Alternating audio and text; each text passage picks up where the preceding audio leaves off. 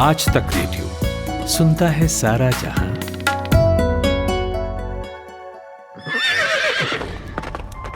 ये 12वीं सदी का आखिरी दशक था। आज के कुरुक्षेत्र और करनाल के बीच तरावड़ी नाम की जगह पर दो सेनाएं आमने सामने थीं। इस इलाके को तब तराइन कहते थे। यही सेनाएं 1 साल पहले भी भिड़ चुकी थीं इसी जगह पर। जो सेना हारी थी वो दूर अफगानिस्तान से यहाँ पहुंची थी और दूसरी जो जीती थी वो अजमेर की शाही सेना थी। दांव पर लगी थी पृथ्वीराज चौहान की साख और अपनी हार का बदला लेने पहुंचा था मोहम्मद गौरी। गजनवी साम्राज्य को गद्दी से उतारकर गौरी निकला था दुनिया फतह करने, लेकिन पूरब में घुसने का उसे कोई रास्ता ही नहीं मिल रहा था। उसका सामना था चहमान वंश के पृथ्वीराज चौहान की विशाल सेना से। इतिहास कहता है कि गौरी के पास लश्कर कम था लेकिन स्ट्रेटेजिक दिमाग भरपूर। इसी के दम पर उसने तराइन की दूसरी लड़ाई में पृथ्वीराज चौहान से वही गलतियां कराई जो उसने खुद 1 साल पहले की थीं। नतीजा सेम हुआ। तब भी गलती करने वाला हारा, अब भी।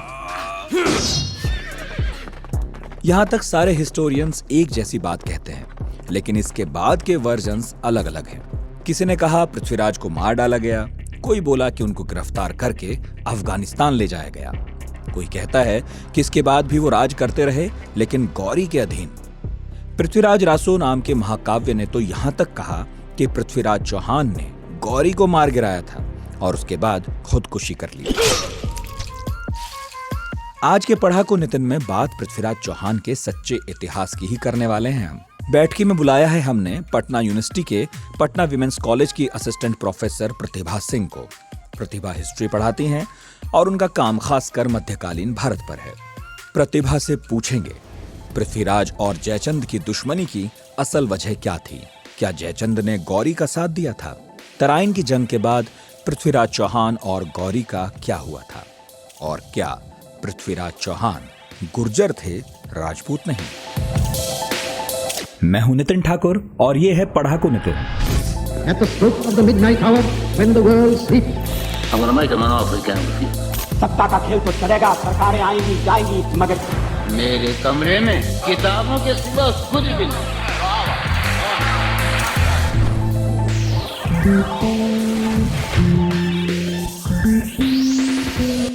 हेलो प्रतिभा, क्या हाल है?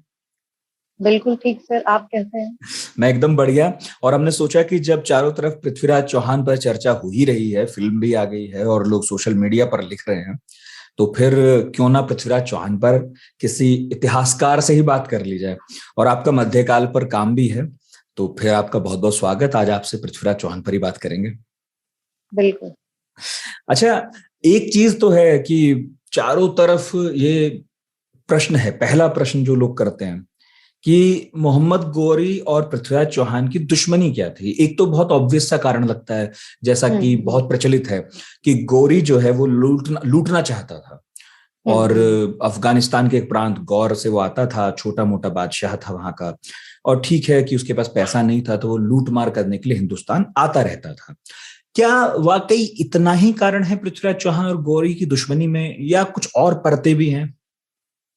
सर, पहली बात तो ये कि जिस समय मोहम्मद गौरी जो है यहाँ पे आए भारत, उस समय वो एक छोटे मोटे राजा नहीं थे और ना ही वो कोई लुटेरे के रूप में यहाँ पे आए थे। ये बहुत बड़ा मिसकंसेप्शन है कि वो लूटे। हमने उन्हें बार बार कंपेयर किया है, जैसे हमारे उनसे पीछे गजनी जो आए, मोहम्मद गजनी आए, उससे पहले मोहम्मद कासिम आए, तो हमारा कंपैरिजन उन्हीं के बेसिस पे है उनके साथ। लेकिन अगर हम तथ्यों पे जाएं, सोर्सेस को देखें, तो उस समय गुर अंपायर एक बहुत बड़ा अंपायर था। अफगानिस्तान के क्षेत्र में स्टार्टिंग में भले ही मोहम्मद गौरी एक छोटे से प्रांत, गुर प्रांत में, अफगानिस्तान में ही एक प्रांत है, वहीं पे वो रूल कर रहे थे। एक आप कह सकते हैं क्लैन के रूप में थे वहां पे। और जब गजनवाइड अंपायर था वहां पे, गजनवाइड अंपायर के अंतर्गत वो प्रांत आता था, अफगानिस्तान का प्रांत। अच्छा, तो गजनवी के अंतर्गत थे गौरी? हाँ, गजनवी के अंतर्गत थे। और जब गजनवाइड अंपायर में मोहम्मद गजनी जब किसी भी एक्सपेंशन के लिए जाता था, कोई भी क्षेत्र विस्तार जब वो करता था, तो वो इन गुड्स को भाड़े के सैनिक के रूप में अपॉइंट करता था, मर्सिनरीज के रूप में। जैसे हम इंग्लिश टर्म देते हैं भाड़े के सैनिक को, मर्सिनरी। तो उनके अंदर ये लोग उनके उनके यहाँ काम ये करते थे पहले। लेकिन धीरे धीरे जब मोहम्मद गजनी का जब आतंक बहुत बढ़ने लगा, जब वो कॉन्स्टेंटली इंडिया से धन लूट कर गजनवाइड एम्पायर को ले जाकर उसको बहुत बड़ा एम्पायर बनाया और उधर भी क्षेत्र विस्तार उन्होंने काफी किए, तो आतंक बढ़ने के बाद ये गुर्ज जो थे ये यूनाइट होने लगे और इन्होंने सोचा कि गजनवाइड एम्पायर का हमें खात्मा करना है। तो इन्हीं गुर्ज ने मिलकर इस गजनवाइड एम्पायर का खात्मा किया है। मोहम्मद गोरी ने और उनके भाइयों और उनके फैमिली मेंबर्स जो हैं उन लोगों ने मिलकर, सुना होगा कि पूरे एम्पायर को जला दिया गया, पूरी सिटी को, गजनवी सिटी को ही जला दिया गया। तो ये गुर्ज के द्वारा ही किया गया और मोहम्मद गोरी उसमें सबसे प्रोमिनेंट लीडर थे।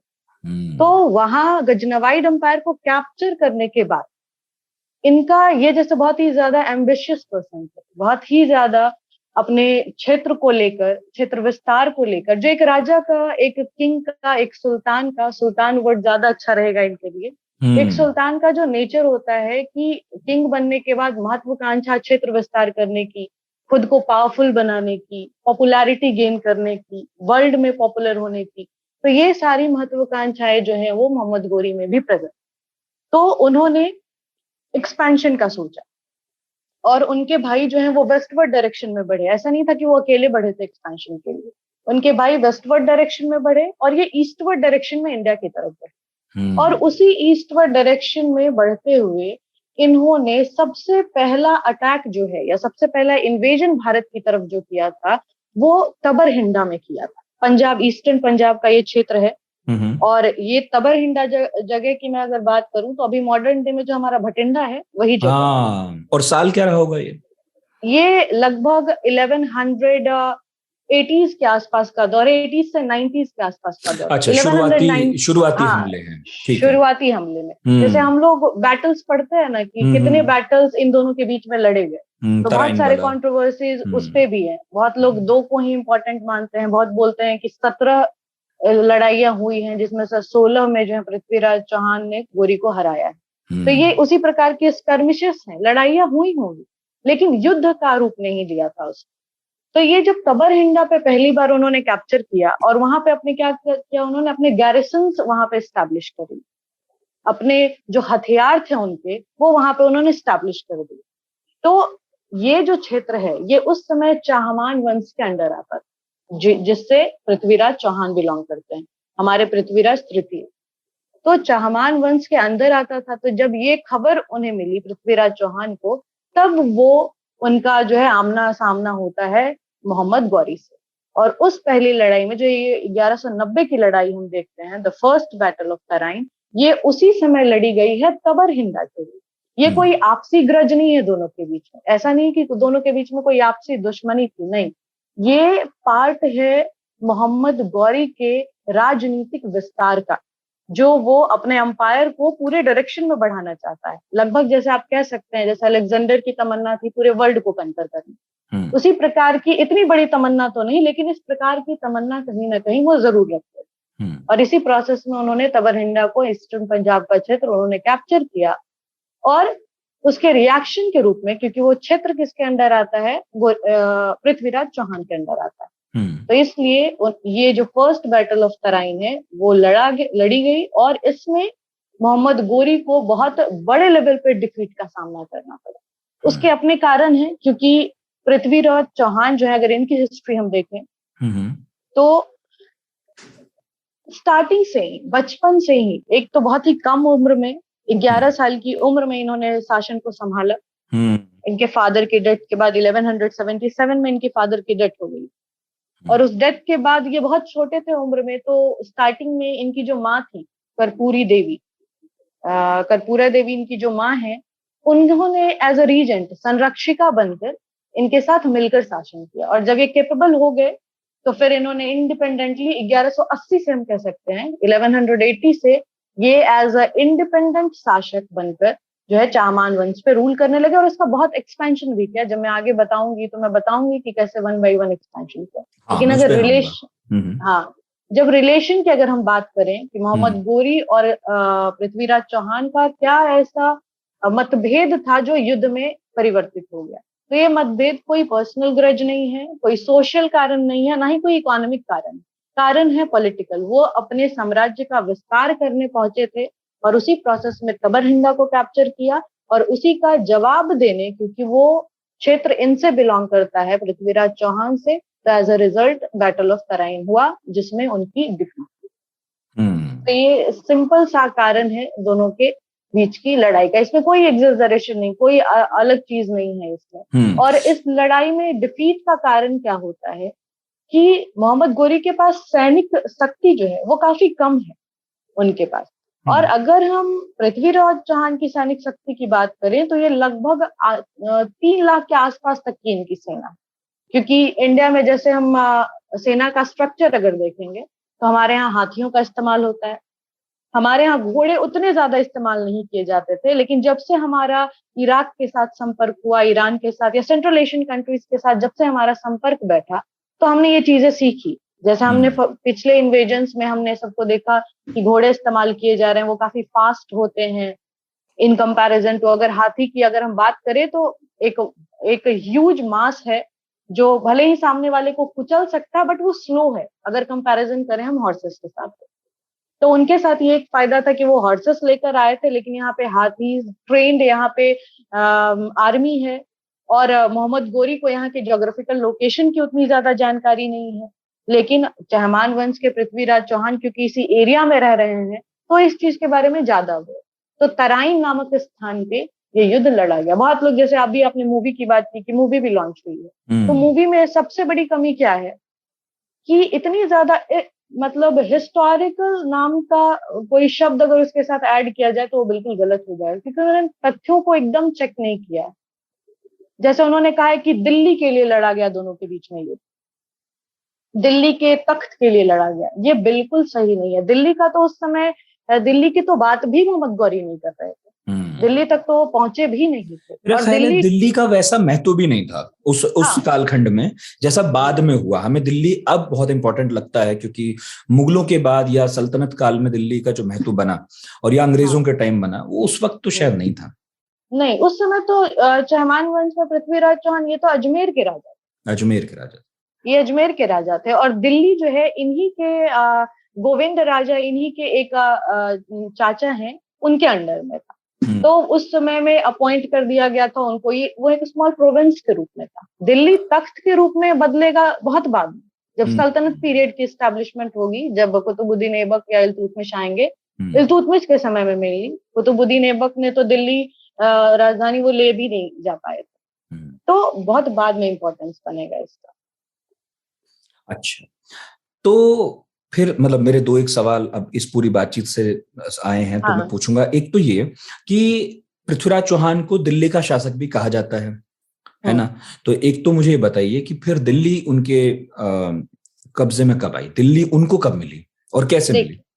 दिल्ली जो है, पहले दिल्ली में अनंगपाल तोमर जो उनके नाना कहे जाते हैं, वो उनके अंडर में था, पृथ्वीराज चौहान के नाना के अंडर में। और जब उनकी डेथ हुई थी तो उन्होंने गोविंद राज को वो प्रोविंस दे दिया था। और उस समय क्योंकि पृथ्वीराज चौहान बहुत छोटे थे तो वो एज अ किंग एमर्ज करके आए अजमेर के, और अजमेर भी उस समय अजमेर से नहीं जाना जाता था, वो अजय मेरू के नाम से जाना जाता था। जी हाँ, अजमेर तो बहुत बाद में नाम हुआ, उस समय तो ये नाम एग्जिस्ट भी नहीं करता है। और दिल्ली उस समय जो है वो एक प्रोविंस है, कोई पावर की जैसे सेंटर ऑफ पावर नहीं है, वो एक नॉर्मल प्रोविंस है जो अनंतपाल ने गोविंद राज को दे दी। ये सब आपस फैमिली मेंबर नहीं थे, चाचा भतीजे कजन्स के रूप में इनके जो रिलेशंस हैं, तो ये लोग आपस में ही इस पे हेड जो है वो पृथ्वीराज चौहान ही है, लेकिन as a provincial ruler Govind Raj वहां पे रूल कर रहे हैं। उनकी भी सुजरानिटी किसके अंदर है? क्या दिल्ली उस वक्त के अजय मेरू के अधीन कहीं था या वो स्वतंत्र था? नहीं, वो इसके अधीन है।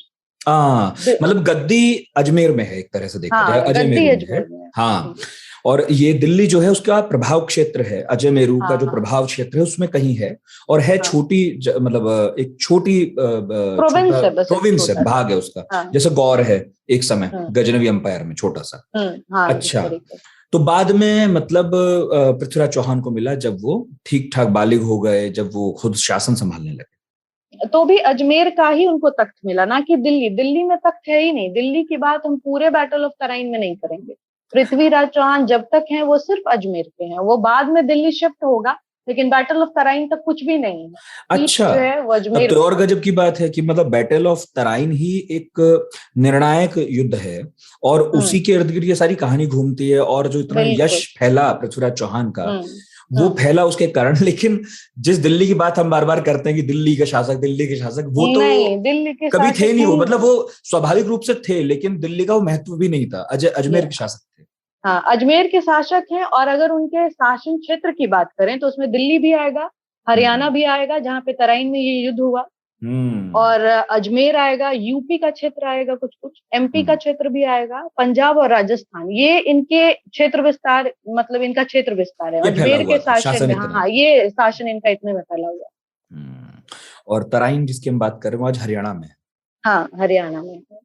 ठीक है, तो ये तो सेटअप हो गया कि हम्म। मोहम्मद गौरी कौन थे, पृथ्वीराज चौहान कौन थे। और जब आप मोहम्मद गौरी की बात करते हैं कि वो लगातार यहाँ पर बार बार आ तो रहे थे, भले ही बड़ा युद्ध बाद में हुआ, लेकिन हमले तो होते रहे छोटे छोटे।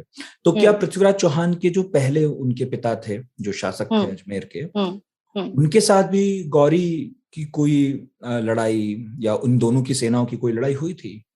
नहीं, उनके फादर के साथ तो नहीं हुई है, लेकिन एक तथ्य है यहाँ पे, जैसे केसी श्रीवास्तव की जो बुक है हमारे पास, या फिर उसी समय कंटेम्पररी टाइम की हम बात करते हैं, कंटेम्पररी हिस्टोरियंस की अगर बात करें, जैसे चंद्र बरदाई हो गए, चंद्र बरदाई उनके खुद के कोर्ट पोएट हैं, उनकी बुक जो है, उनका वर्क जो है पृथ्वीराज रासो, और उसके अलावा पृथ्वीराज विजय, उसके अलावा और भी जैसे तबकाते नासरी हो गई मिनादुद्दीन सिराज की, और बहुत सारे जैन ऑथर्स भी हैं, बहुत सारे इस्लामिक हिस्टोरियंस भी हैं उस समय के, पर्शियन स्कॉलर्स भी हैं, जिन्होंने इस बारे में बताया है कि गोरी ने जब नॉर्थ वेस्टर्न फ्रंटियर, अगर हम भारत का देखें, जो उत्तर पश्चिमी सीमा आप देखिएगा, जहां से हमेशा आप देखिएगा वहीं से सारे इन्वेजन हमने वहीं से देखे हैं, उसी क्षेत्र से। तो उस क्षेत्र में जैसे नीचे थोड़ा सा गुजरात का जो क्षेत्र है, आपको वहां पे इनके अलावा, चहमांस के अलावा आपको गढ़वाल्स भी मिलेंगे, आपको चंदेलास भी मिलेंगे, आपको अनिलवाड़ा में जयचंद की जो हम बात करते हैं वो भी मिलेंगे, गढ़वाल्स आपको मिलेंगे। तो इन सब के भी एरियाज पे उन्होंने नॉर्थ से भी थोड़ा सा नीचे उतर के भी गुजरात के तरफ से भी कोशिश की थी। तो पहली कोशिश जो इनको गुजरात के तरफ से गोरी ने की थी वो गढ़वाल्स के खिलाफ की, और गढ़वाल्स ने उन्हें हराया था, गोरी को बहुत बुरी तरीके से हराकर उनको उस क्षेत्र से भगाया। तो ये उनके कुछ प्रयास हैं जो वो बैटल ऑफ तराइन के पहले कर चुके हैं। और भी कुछ क्षेत्र ऐसे थे, गढ़वाल्स के साथ जो है वो मेजर इंसिडेंट हमें मिलता है, क्योंकि गढ़वाल्स भी उस समय में बहुत लोकप्रिय शासक थे उस एरिया के, और उनकी भी दुश्मनी जो है वो कहीं ना कहीं पृथ्वीराज चौहान से भी चलती। वो आगे मैं बताऊंगी कि ये सारी दुश्मनी कैसे कंबाइंड फॉर्म में battle of Tarain, second battle of Tarain में डिफीट का कारण भी बनती है पृथ्वीराज चौहान।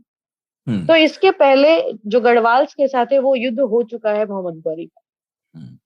और अगर मैं टाइम पीरियड की बात करूं तो 1178 के पास उन्होंने गुजरात पे आक्रमण किया। अच्छा, मतलब मोहम्मद गौरी लगातार ये कोशिश में थे कि भाई मुझे अपना साम्राज्य विस्तार करना है, भाइयों को तो भेज दिया वेस्ट की तरफ और वो पूरब की तरफ आ रहे थे, और भारत में घुसने के कई रास्ते ढूंढ रहे थे। और मोहम्मद गौरी की जो छवि है कि वो कोई हमलावर नहीं थे, बल्कि फुल फ्लेजेड एक साम्राज्य पॉलिटिकल मोटिव के साथ भी थे। हाँ, और शासन करने के लिए आ रहे थे, जैसे कि मुगल आए या फिर और भी बादशाह, केवल हमला करके जाने वाली बात तो थी नहीं। ठीक है, अब इस पूरी कहानी में एक पात्र और हैं जिन पर खूब चर्चा होती है, उनका नाम है जयचंद। तो ये वो दौर है जब भाई भतीजे भांजे सब जो है राजपूत शासन कर रहे हैं। जयचंद के बारे में कहा जाता है कि वो पृथ्वीराज चौहान के ही संबंधी हैं। कौन है जयचंद? जयचंद की अगर बात करें तो एक तो बहुत पॉपुलर कंट्रोवर्सी है जो संयोगिता के साथ उभर के आती है, जो बहुत ही फेमस है, लोकप्रिय है। बहुत सारे लेजेंड्स और बहुत सारी लोक कथाएं आप कह सकते हैं या किदवंतियां आप कह सकते हैं जो पॉपुलर है इस मैटर में, कि इनकी लव अफेयर जो थी वो one of the major reason बनी इनकी दुश्मनी की। लेकिन इस पे आने से पहले ये लव अफेयर एक सेक्शन हो सकता है दुश्मनी का, लेकिन ये इतना बड़ा दुश्मनी का रूप नहीं ले सकता है कि पृथ्वीराज चौहान की मदद करने से जयचंद किसी भी युद्ध में इनकार कर। इसके अदर पॉलिटिकल रीजन्स भी हैं। इसकी हिस्ट्री में अगर हम बहुत पीछे जाएं तो चहमान नरेश या चहमान वंश में पृथ्वीराज थर्ड से पहले एक बहुत फेमस राजा हुआ करते थे, विग्रह राज चतुर्थ। इनसे पहले मतलब मोस्ट पावरफुल रूलर्स में उनका नाम भी आता है। तो विग्रह राज चतुर्थ ने जयचंद के पिता, जिनका नाम विजय चंद्र था, उनको हराकर दिल्ली प्रदेश अपने अधीन किया था। ये जो दिल्ली की बात हम कर रहे हैं, जो अभी गोविंद राज के पास है पृथ्वीराज तृतीय के समय में, अगर पीछे हम थोड़ा जाएं तो इसी चहमान वंश में विग्रह राज चतुर्थ ने जयचंद के फादर विजय चंद्र को हरा के वो दिल्ली प्राप्त किया था। तो ये एक स्वाभाविक शत्रुता का नेचर हो गया ना, कि एक टेरिटरी, बहुत ऑब्वियस कारण हो गया फिर दुश्मनी। हाँ, बहुत बहुत ऑब्वियस कारण हो गया, क्योंकि दिल्ली का क्षेत्र जो कभी उनके पास हुआ करता था, अब वो चहमानों के पास है। तो वापस लेने की कोशिश तो कोई भी करेगा। कोई भी जयचंद राठौड़ है। जयचंद के पिता जयचंद गढ़वाल हैं। हाँ। तो विग्रह राज चतुर्थ जो चहमान वंश के थे, उन्होंने जयचंद के पिता से, विजय चंद्र से, दिल्ली को जो है छीना था, उनको पराजित करके, उनको हरा के प्रॉपर एक वॉर हुई थी और उससे हरा के दिल्ली को अपने क्षेत्र में इंक्लूड किया था। तो ये एक स्वाभाविक कारण बन गया दोनों के बीच में दुश्मनी का। ऑब्वियसली जयचंद्र जो है वो अपनी खोई हुई प्रतिष्ठा को पाने की कोशिश करेंगे और दिल्ली को पुनः लेने की कोशिश करेंगे। तो ये चीज उनके मन में हमेशा से है। संयोगिता बाद में कारण बनेगी, वो एक इमीडिएट रीजन, जिसे हम तात्कालिक कारण कहते हैं। किसी भी चीज, किसी भी दुश्मनी को बढ़ाने का तात्कालिक कारण भले ही संयोगिता हो सकती है, लेकिन है वो तो हाँ, लेकिन ये कारण जो है वो बहुत पहले से है। और दूसरा जो संयोगिता की स्टोरी है, इसमें पृथ्वीराज रासो जो है, इनको काफी डिटेल में इस बारे में बात करते हैं। और इसमें पृथ्वीराज रासो में कहा गया है कि जैसे संयोगिता को जब ये पता चला कि पृथ्वीराज चौहान जो है बहुत पावरफुल हैं और काफी फेमस थे वो, क्योंकि उन्होंने आते ही टेरिटोरियल एक्सपेंशन काफी बड़े लेवल पे किया था, अपने एरिया को काफी विस्तार किया था, तो उनके योद्धा होने की चर्चा हर जगह। और एक इंसिडेंट ऐसा हुआ कि पृथ्वीराज चौहान के कोर्ट से उनका एक पेंटर था, पन्ना रे, वो जाते हैं गढ़वालों के कोर्ट में और इनकी एक पेंटिंग बनाकर, पृथ्वीराज चौहान की पेंटिंग बनाकर जो है वहां प्रस्तुत करते हैं। तो जब पेंटिंग को संयोगिता देखती हैं तो काफी ज्यादा वो उससे इम्प्रेस हो जाती हैं। जो अट्रैक्शन पहले से था, वो अट्रैक्शन जो है एक लव काइंड ऑफ एक प्रेम प्रसंग में वो बदल जाता है। और वहां से ऐसा कहा जाता है कि पन्ना जो है वो संयोगिता की पेंटिंग बनाकर पृथ्वीराज रासो को लाता है। ये वाकया कहाँ आता है? क्या पृथ्वीराज रासो में है? हाँ, ये पृथ्वीराज रासो में ही है। लेकिन कई लोग ये कहते हैं कि पृथ्वीराज रासो खुद में कल्पना है। कई लोगों ने कहा कि चंद्र बरदाई जो हैं, उनका अपना काल जो है वो 16वीं सदी के आसपास है, जब पृथ्वीराज रासो प्रकाश में आता है। और कुछ का कहना है कि वो उसी दिन पैदा हुए जिस दिन पृथ्वीराज चौहान खुद हुए, उसी दिन मारे गए जिस दिन पृथ्वीराज चौहान मारे गए, वो उनके सखा थे। तो मतलब इतिहास क्या उस पर कह रहा है पक्के तौर पर? इतिहास देखिए पक्के तौर पे ये कह रहा है, अभी के हम हिस्टोरिकल ट्रेंड को माने या जो अभी हिस्टोरियोग्राफी चल रही है, उस हिसाब से चंद बरदाई को ऑथेंटिक सोर्स नहीं माना जाता है। उनकी राइटिंग्स को पृथ्वी क्यों नहीं माना जाता है? जैसे उनके ओरिजिन पे तो उतना डिबेट नहीं है कि वो कब वो उनका जन्म हुआ और कब उनकी मृत्यु हुई। इससे कहीं ज्यादा डिबेट उस बुक पे है, क्योंकि वो बुक लिखी गई है लगभग 400 साल बाद, 16वीं शताब्दी में वो बुक लिखी गई, वही ये कविता उन्होंने फ्रेम की। और भले ही वो उनके कंटेम्प्ररी हो, लेकिन कंटेम्प्ररी टाइम में उन्होंने ये नहीं लिखी। ये बाद में एक संकलन हुआ है। हाँ, फिर किसी ने ये भी कहा कि भाई अगर चंद्र बरदाई तभी अगर मर जाते हैं जब पृथ्वीराज चौहान, तो फिर उसके बाद लिखी गई किताब है वो फिर खुद कैसे लिख सकते हैं? चंद्र बरदाई खुद कैसे लिख सकते हैं? हाँ, तो ये सारी जो चीजें हैं, ये इनको ऑथेंटिसिटी की तरफ उतनी नहीं लेकर जाती है। लेकिन इसके अलावा भी संयोगिता की चर्चा जो है पृथ्वीराज विजय में की गई है, पर्शियन हिस्टोरियंस ने किया है, बाकी सब ने भी किया है। लेकिन इसमें क्या है, इसमें इन चीजों को एग्जाजरेशन के साथ बोला गया है, बढ़ा चढ़ाकर थोड़ा इतिहास को दिखाया गया है इसमें, तो उस एग्जाजरेशन को हमें अवॉइड करना है। नहीं तो वो तो संयोगिता के होने ना होने का फिर कोई सवाल नहीं है, यानी संयोगिता तो थी, क्योंकि जिन ऐतिहासिक ग्रंथों को हम मान रहे हैं कि भाई ये तो ऑथेंटिक है, वहां भी संयोगिता का जिक्र है पृथ्वीराज रासो के अलावा। तो संयोगिता है, बट उनकी बातों को जो बढ़ा चढ़ा कर बोला गया है, शायद वो उतना नहीं था जितना पृथ्वीराज रासो में लिखा गया। तो उसे हमें अपने बेसिस पे कंट्रोल करके चीजों को देखना है। तो पृथ्वीराज रासो क्या कारण कहता है जंग का, जंग का मतलब जयचंद और पृथ्वीराज चौहान के बीच में जो मतभेद है उसका? उन्होंने तो पॉपुलर संयोगिता का ही कारण बताया। अच्छा। कि इस वजह से क्या हुआ कि फिर ये इतने ज्यादा पॉपुलर हो रहे थे, तो जयचंद ने अपनी शक्ति का प्रदर्शन करने के लिए रासु यज्ञ किया। और रासु यज्ञ की अगर हम बात करें तो एक वैदिक रिचुअल है, जिसमें क्या होता है कि राजा अपनी पावर को चहुं दिशाओं में, एक चक्रवर्ती सम्राट की जो कॉन्सेप्ट होता है, वही इस यज्ञ से रिलेटेड है कि अगर इस यज्ञ को कोई सक्सेसफुली कर लेता है, यानी वो चक्रवर्ती सम्राट है, चारों दिशाओं का सम्राट। तो ये चीज जब उन्होंने की, और साथ ही साथ उन्होंने संयोगिता का स्वयंवर भी रचा, और ये चीजें उन्होंने की जयचंद को, इनको पृथ्वीराज को नीचा दिखाने के लिए। तो पृथ्वीराज तो कभी भी उनकी सुजेरैनिटी को एक्सेप्ट नहीं करेंगे, क्योंकि वो खुद बहुत ही शक्तिशाली राजा हैं, वो किसी के अंतर्गत आए, ये चीज उनको कभी भी बर्दाश्त नहीं होगी। तो उन्होंने क्या किया, और उस स्वयंवर में जयचंद ने सारे राजाओं को इनवाइट किया, जितने भी छोटे फ्यूडल लॉर्ड्स तक जो थे, जो बड़े बड़े राजा थे, सबको इनवाइट किया, लेकिन पृथ्वीराज चौहान को इनवाइट नहीं किया। और पृथ्वीराज रासो में तो यहाँ तक लिखा हुआ है कि जहाँ पे स्वयंवर रचा जा रहा था, उसके गेट पे उन्होंने क्या किया, इनको अपमानित करने के लिए पृथ्वीराज चौहान को द्वारपाल बनाकर, पृथ्वीराज चौहान के ही जैसा द्वारपाल बनाकर वहां पे खड़ा कर दिया, एक मूर्ति बना दी द्वारपाल के रूप में।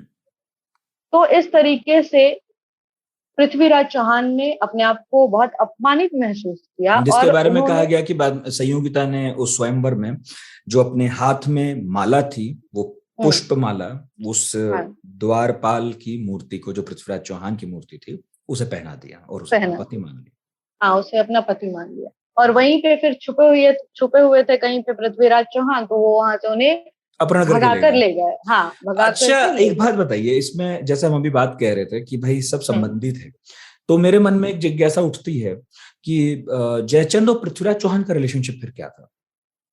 ये जयचंद इनके रिलेटिव नहीं थे, ये सारे लोग नहीं, ये रिलेटिव नहीं है। ये जो मैंने आपको क्षेत्र बताया, यूपी, एमपी, ये सारा, बस ये रिलेशन में नहीं आ रहे हैं। ये चहमान वंश में सिर्फ अजमेर में ही है, वही उसी का क्षेत्र है। ये सारे जगह ऐसे हैं जहाँ पे इन्होंने अपना इन्फ्लुएंस क्रिएट किया है, प्रभाव क्रिएट किया है। कैप्चर वर्ड भी मैं नहीं यूज करूंगी, ये जो मैंने यूपी, एमपी, दिल्ली, हरियाणा, ये सब जो मैंने आपको क्षेत्र बताया, इस पे कैप्चर वर्ड हम लोग यूज नहीं करेंगे कि ये इसके डायरेक्ट कंट्रोल में था। नहीं, इन्होंने यहाँ के रूलर को छूट दे दी है कि आप अपने हिसाब से रूल करो, लेकिन आपके ऊपर कौन है? आपके ऊपर मैं हूँ, आप मेरे इन्फ्लुएंस में हो, आप मेरे खिलाफ नहीं जाओगे, आप मुझे पूरे साल में एक सर्टेन अमाउंट ऑफ टैक्स पे करोगे। जैसे होता है, जैसे आप किसी के घर में रह रहे हो, अभी पटना में आप मान लो कहीं रह रहे हो, और आप अपने लैंडलॉर्ड को जैसे पे करते हो, तो आपका तो हक नहीं है उस घर पे, अधिकार नहीं है, हक तो अल्टीमेट उनका ही है। तो हक अल्टीमेट पूरे क्षेत्र पे उनका ही है, बस आपको छोड़ दिया गया है कि आप रूल करो उनका। उस वक्त की शासन व्यवस्था ये थी। हाँ, यही शासन व्यवस्था, कहीं पे भी डायरेक्ट कंट्रोल का उस समय ये प्रोसेस नहीं है, हर जगह इन्फ्लुएंस क्रिएट किया गया। और जयचंद का जो सीमा क्षेत्र है वो क्या है उस वक्त? जयचंद के अगर हम सीमा क्षेत्र की बात करें तो ये लगभग आपका पड़ेगा इस क्षेत्र में, नॉर्दर्न इंडिया के दिल्ली के बगल से गुजरता है क्षेत्र में, एक बार चेक कर लूं तो कन्नौज की बात होती है। ये क्षेत्र है आपका कन्नौज का ही है, कन्नौज का ये क्षेत्र है। और कन्नौज बाद में बहुत बड़ा सेंटर बन जाता है पावर के लिए। आपने सुना होगा ट्रीपार्टाइट स्ट्रगल होता है, एक त्रिपक्षीय स्ट्रगल होता है, 3 तरफ से इस क्षेत्र के लिए लड़ाई की जाती है। एक तो ये गढ़वाल्स हो गए, एक गुर्जर प्रतिहार, एक राष्ट्रकूटाज हो गए, ये सब मिलकर इसी क्षेत्र के लिए लड़ते हैं। तो ये बाद में सेंटर ऑफ पावर बनेगा। बाद में ये दिल्ली से भी बड़ा सेंटर ऑफ पावर बना। कन्नौज? हाँ, कन्नौज। अच्छा, मतलब जिस वक्त जयचंद थे और कन्नौज उनके पास था, वो भी उतना प्रभावशाली या उतना बड़ा क्षेत्र नहीं था, उतना महत्वपूर्ण नहीं था जितना नहीं कन्नौज था, बाद में बना। बाद में बना। तो जयचंद कन्नौज की तरफ है, पृथ्वीराज अजमेर की तरफ है। मैं ऐसे अगर भौगोलिक स्थिति देखूं हाँ, तो दोनों बहुत दूर हैं।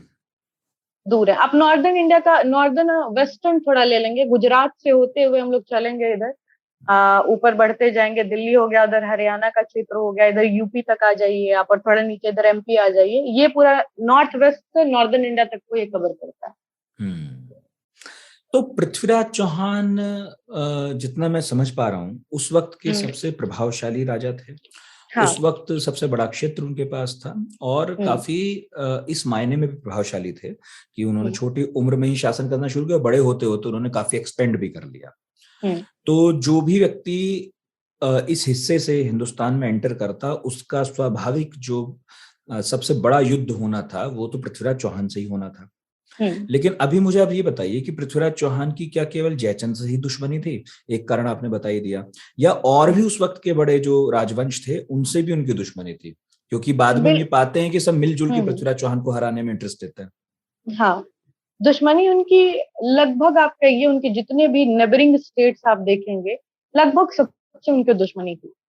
जैसे ही 11 साल में वो थ्रोन पे आए, उसके बाद थ्रोन पे आने के बाद अपनी माँ की सहायता से उन्होंने कुछ समय तक रूल किया, और माँ के साथ साथ उनके पास बहुत एबल मिनिस्टर्स थे। दो बहुत ही इंपॉर्टेंट मिनिस्टर्स हैं, उनमें से उनके एक सबसे इंपॉर्टेंट या चीफ मिनिस्टर के रूप में कह लीजिए कदम ववासा, बहुत ही इंपॉर्टेंट मिनिस्टर हैं। उन्होंने उनके जितने भी टेरिटोरियल एक्सपेंशन हुए हैं आगे, स्ट्रैटेजिक रूप से बहुत इंपॉर्टेंट रोल प्ले किया उन्होंने। और दूसरे हैं भुवानी कमला, ये उनके दूसरे इम्पोर्टेंट मिनिस्टर हैं, जो साथ ही साथ उनका पर्सनल रिलेशन भी है। वो उनकी माता के मैटरनल अंकल थे, कर्पूरी देवी के वो मैटरनल अंकल।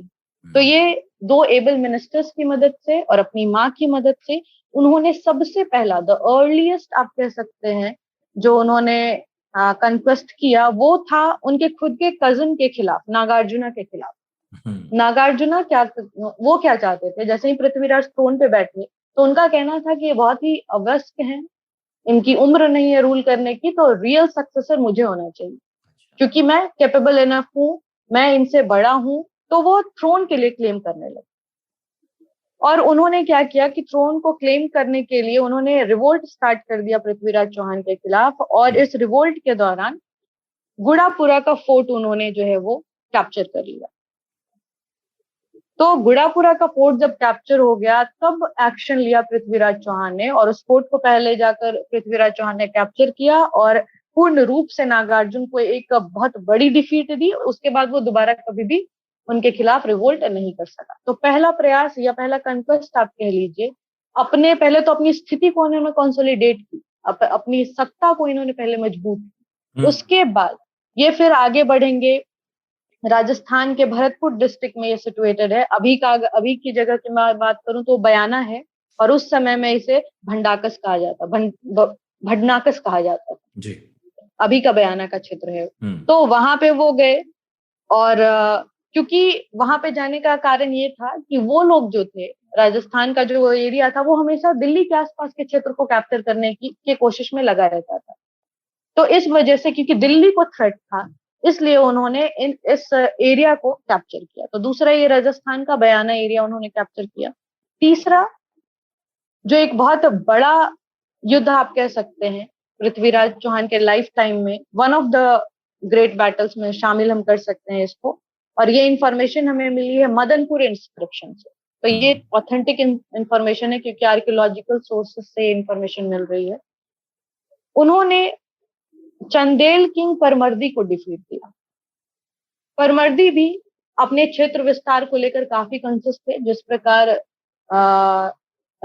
हमारे पृथ्वीराज चौहान कंसिस्ट है अपने क्षेत्र विस्तार को लेकर, उसी तरीके से परमर्दी भी जो है वो कंसिस्ट थे। वो भी क्षेत्र विस्तार करना चाहते थे और कंटिन्यूअसली आगे बढ़ना चाहते थे, और आगे जैसे ही बढ़ते तो पृथ्वीराज चौहान के टेरिटरी से उनकी टक्कर होती।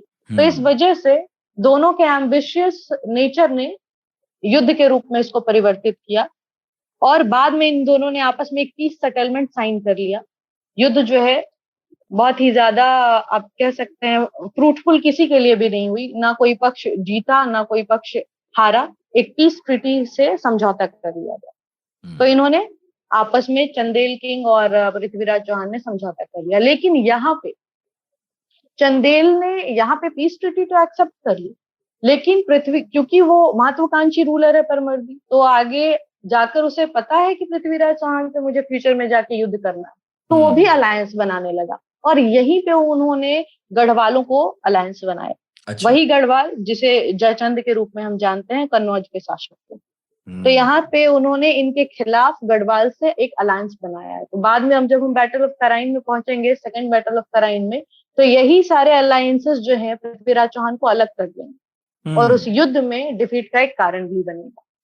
तो जब गहड़वाल और परमर्दी ये एक साथ आते हैं, तो क्या तराइन का जो युद्ध हुआ जिसमें इन सब ने मिलकर साथ दिया गौरी का, अगर ये सही है तो क्या उसके पहले भी कुछ कोशिशें हुई थी पृथ्वीराज को हराने की? ये जो मिलजुल कर उन्होंने कभी कोई कोशिश नहीं की? मिलजुल कर कभी कोई कोशिश, आपस में कोई कन्फेडरेसी इनकी नहीं बनी है कि राजपूत कोई कन्फेडरेशन बना हो पृथ्वीराज चौहान के खिलाफ, क्योंकि पृथ्वीराज चौहान उस समय में सबसे ज्यादा पावरफुल थी। सबसे ज्यादा टेरिटरीज उनके अंदर में थी, सबसे ज्यादा सैनिक बल उनके सेक्शन में था।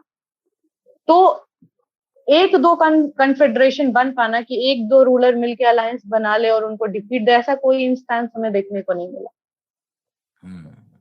उस वक्त मतलब जो बाद में एक बार तराइन के युद्ध में 1191-92 में जिस तरह से गौरी आ गया और इधर से बहुत सारे राजपूत रूलर्स ने गुटबाजी कर ली, वैसा उसके पहले नहीं हुआ। मतलब ये है कि एक साथ ही बस वही दौर था जब वो सब एक साथ आए। इसके पहले किसी ने हिम्मत भी नहीं की कि पृथ्वीराज चौहान को हम कुछ कहें, लड़ें भिड़ें, कुछ नहीं हुआ वैसा। हिम्मत की भी बात नहीं और समय भी नहीं है ना। अगर आप देखिए तो मोहम्मद गोरी का फर्स्ट बैटल ऑफ तराइन 1191 में, और उसके नेक्स्ट ईयर ही वो वापस आ गया। 92 में तो समय भी नहीं है ना।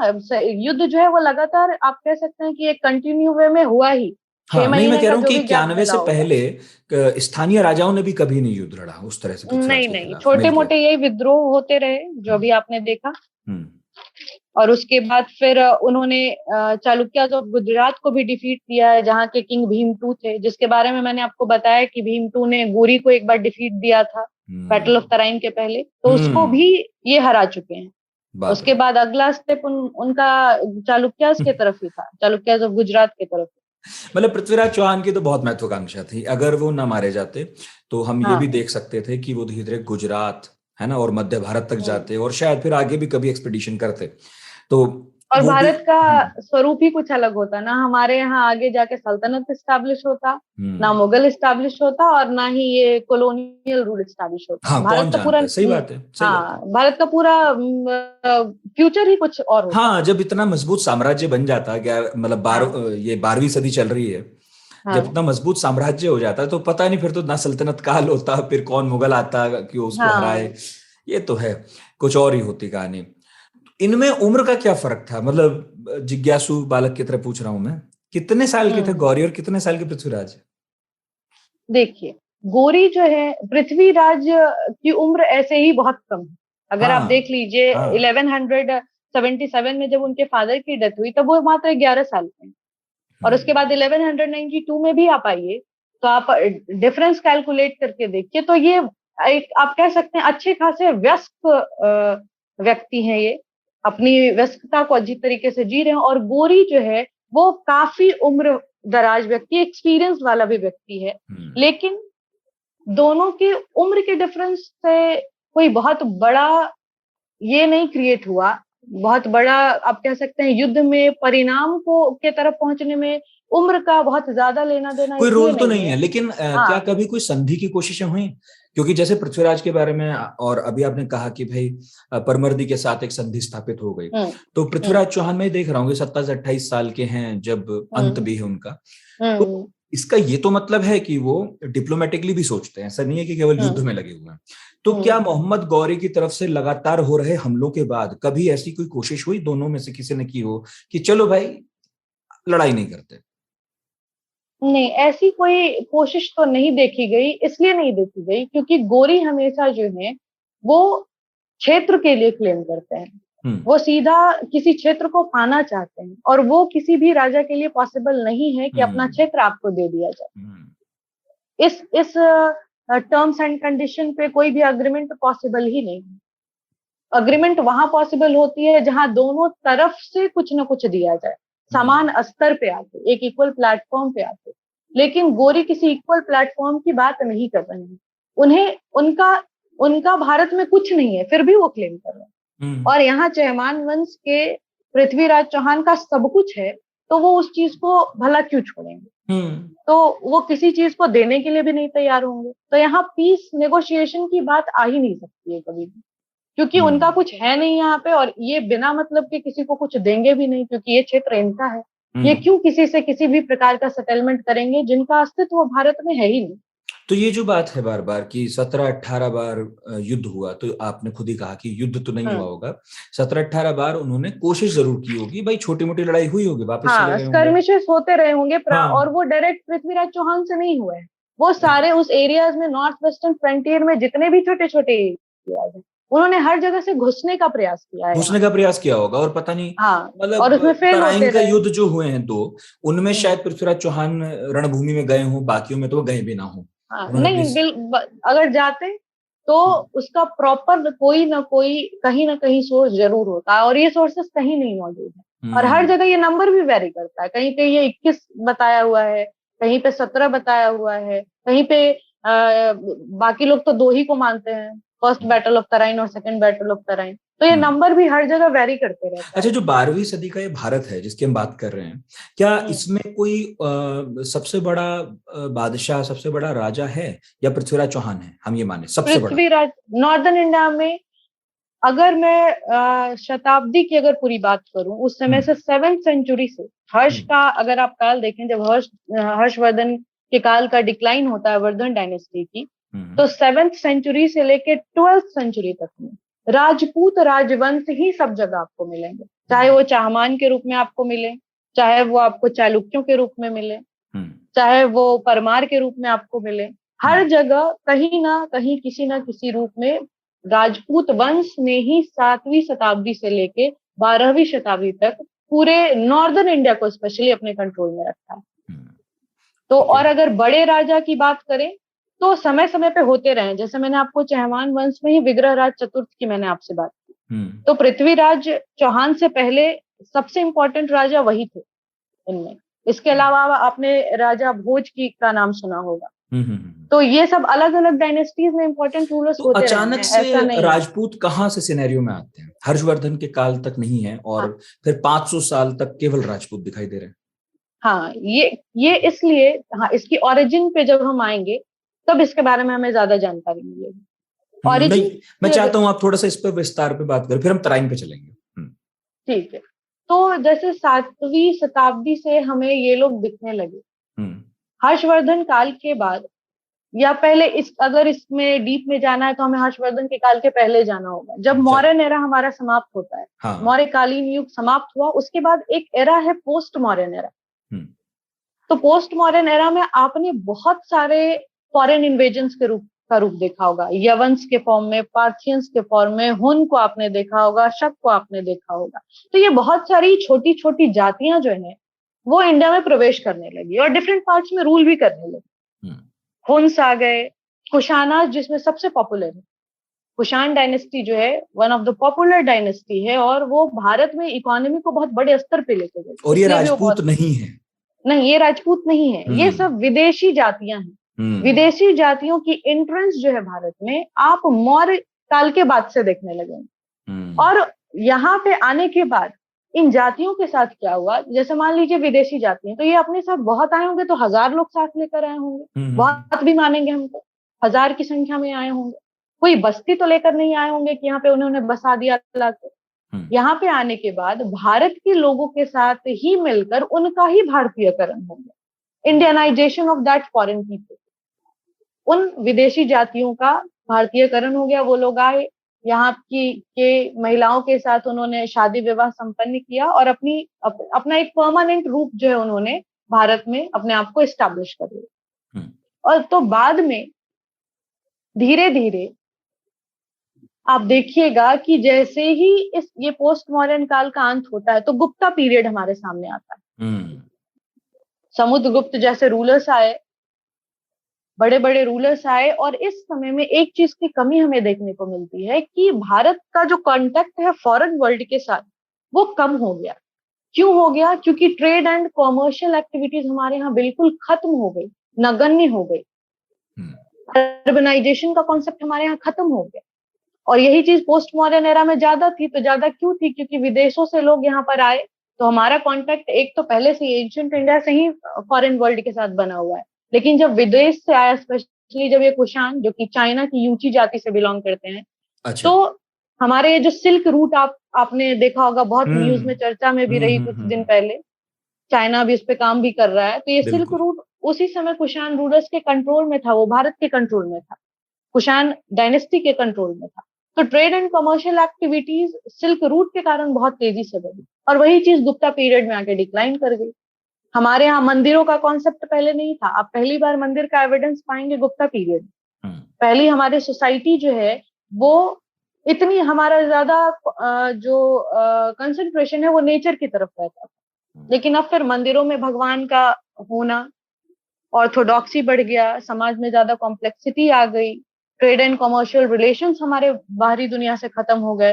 तो जब गुप्ता एम्पायर का डिक्लाइन होता है और फाइनली हर्षवर्धन आते हैं, एक लास्ट एंशिएंट रूलर, एक लास्ट एंशिएंट वर्ल्ड में प्राचीन भारत के सबसे अंतिम शासक के रूप में उन्हें हम जानते हैं, तो उनके जाने के बाद यही जो छोटी छोटी जातियां थी जो फैली हुई हैं पूरे भारत में कहीं ना कहीं, इनके मिश्रण से क्योंकि ये सोसाइटी में इमर्ज कर गए, तो सोसाइटी में ब्राह्मण्स हैं, क्षत्रिय हैं, शूद्र हैं, वैश्य हैं, तो जिनका इंटरेक्शन क्षत्रिय क्लैन से हुआ, तो इंटरमिक्सिंग ऑफ ब्लड हुई, तो वो क्षत्रिय जाति से जाने लगे।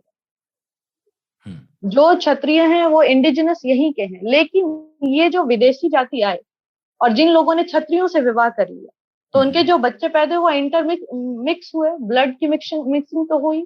तो यही बाद में आगे जाकर ये जो आप इतने राजपूत वंश देख रहे हो, ये विदेशी उत्पत्ति के कहीं ना कहीं माने जाते हैं। लेकिन कुछ हिस्टोरियंस जो हैं वो कहते हैं कि नहीं, ये देशी उत्पत्ति के ही हैं, विदेशी उत्पत्ति के नहीं मानते हैं, क्योंकि वो लोग यहाँ आकर रहे, ना कि हम वहां गए।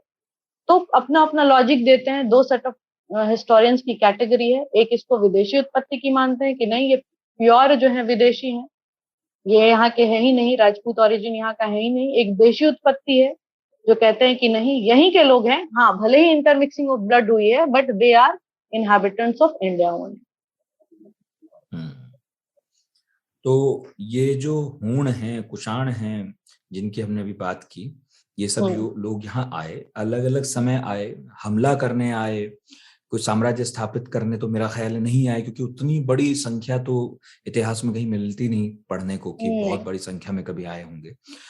तो ये आए, यहाँ पर लड़े भिड़े, रुक गए, और रुकने के बाद यहाँ जो शादी ब्याह किए, बच्चे पैदा किए, और चूंकि लड़ाकू जाति थी तो शासकों के साथ ज्यादा उठना बैठना रहा, और कालांतर में यही लोग बाद में अपनी स्वतंत्र सत्ता स्थापित करने में कामयाब रहे। बिल्कुल।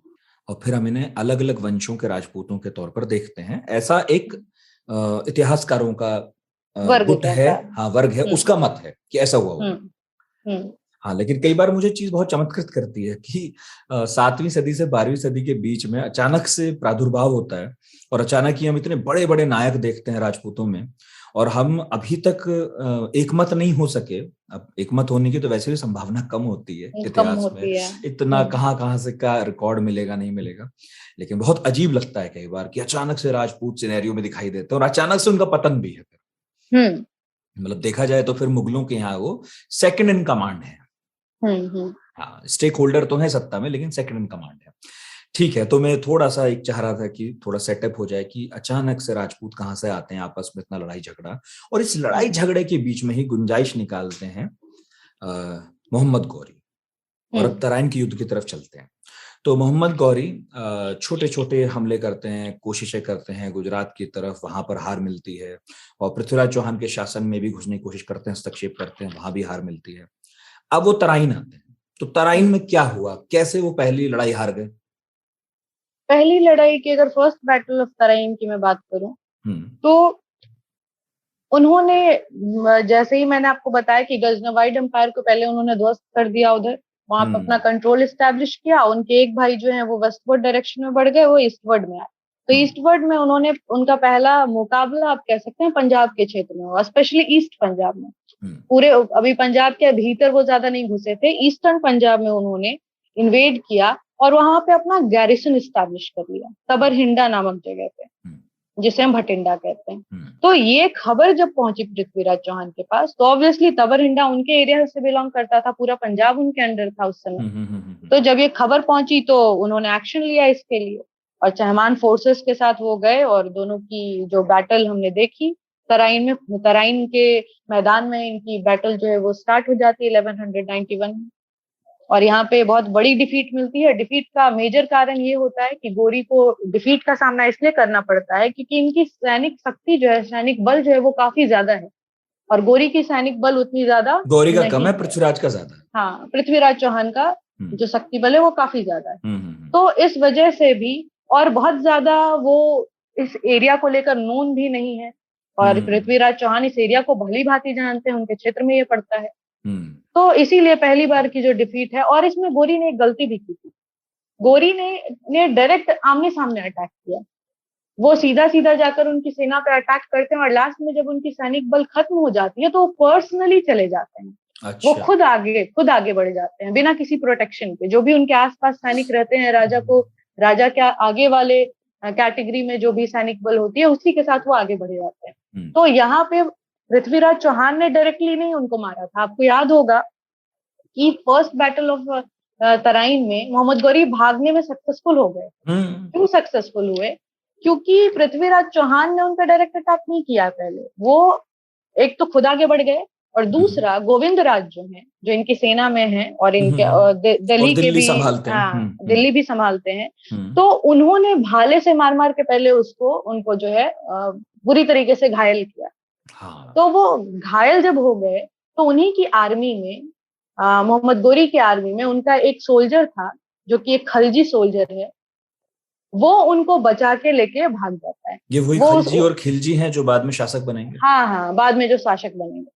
तो एक खिलजी सोल्जर जो है उनको बचा के ले जाता है। तो भागते समय पृथ्वीराज चौहान चाहते तो पकड़ के मार सकते थे, लेकिन हमारे यहाँ क्या है, आप देखिएगा इंडियन हिस्ट्री में, there is certain rule and regulation of every war. भागते हुए शत्रु को नहीं मारना।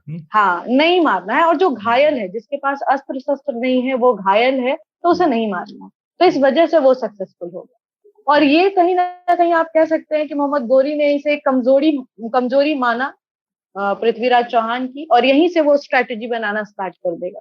इन्हीं कमियों के बेसिस पे वो बैटल ऑफ तराइन जो दूसरा होगा, उसमें पृथ्वीराज चौहान को हराने में कामयाब हो जाए। बड़े कम वक्त में सेना फिर से गठित करके और फिर से अप्रोच करना, ये बहुत बड़ी बात है, क्योंकि वो महत्वाकांक्षी है। सबसे बड़ी बात यही है, जो लोग उनको लुटेरे के रूप में संबोधित करते हैं, या फिर बोलते हैं कि यहाँ से पैसा लूट के ले जाके अपने अंपायर को, गुर अंपायर को उन्होंने प्रॉस्पेरस करने की सोची। ये इस बात का एकदम लाइव एग्जाम्पल है। अगर ऐसा होता तो वो तुरंत नहीं आते, क्योंकि उनकी इतनी प्रबल इच्छा है, एक तो अपने अपमान को दोबारा से उसे जीत के थ्रू रिस्टोर करना, अपने रेस्पेक्ट को करना, और दूसरा अपना एक्सपेंशन करना। कि इतनी प्रबल इच्छा है उनको भारत में घुसने की कि वो दूसरे साल ही सब कुछ प्रिपेयर करके आ गए और अपनी कमियों पे काम किया। हमारे यहाँ भारतीय शासकों की सबसे बड़ी कमजोरी रही है, they never learn from their mistake.